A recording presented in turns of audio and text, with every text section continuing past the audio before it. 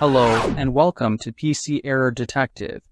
In this video, we will show you how to disable sound devices in Windows 10 and explain why disabling unused audio devices can help avoid sound issues and conflicts. Step 1. Press the Windows key and X together on your keyboard, then click on Settings from the menu that appears. This opens the Windows Settings app where you can control and customize important system features easily. Step 2. Inside the Settings window, click on System. This area manages essential options like display, sound, notifications, and power, making it the right place to adjust audio-related settings. Step 3.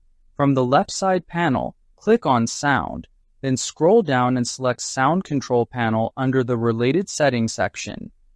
This opens the classic sound settings, where all playback and recording devices are listed. Step 4.